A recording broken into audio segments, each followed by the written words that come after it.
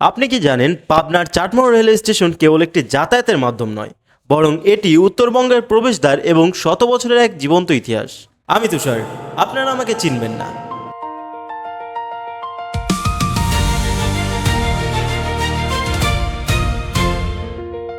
আজ আপনাদের শোনাবো এই স্টেশনের পেছনের গল্প। চাটমোহর স্টেশনের ইতিহাস ব্রিটিশ আমলের সাথে মিশে আছে।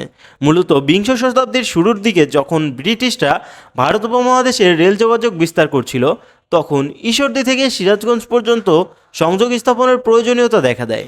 চাটমোহর এলাকাটি তখন থেকেই কৃষি ও ব্যবসার জন্য বিখ্যাত ছিল।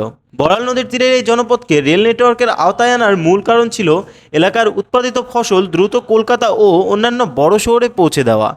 ভৌগোলিক অবস্থানের কারণে এটি ছিল উত্তর ও দক্ষিণবঙ্গের সংযোগের একটি কৌশলগত পয়েন্ট। চাটমোহর স্টেশন এবং বড়াল ব্রিজ স্টেশন, এই দুটি চাটমোহর, ভাঙড়া এবং ফরিদপুর এই তিন উপজেলার মানুষের জীবনের অবিচ্ছেদ্য অংশ।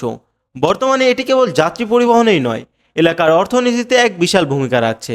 প্রতিদিন শত শত যাত্রী এখান থেকে ঢাকা, রাজশাহী, খুলনা এবং নীলফামারীর উদ্দেশ্যে যাতায়াত করে। বিশেষ করে শিক্ষার্থী এবং ব্যবসায়ীদের কাছে এই স্টেশনের গুরুত্ব অপরিসীম।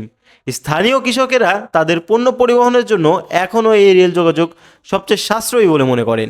বর্তমানে এই স্টেশনটি এখন অনেক বেশি গতিশীল, তবে এটার অনেক উন্নতির দরকার রয়েছে।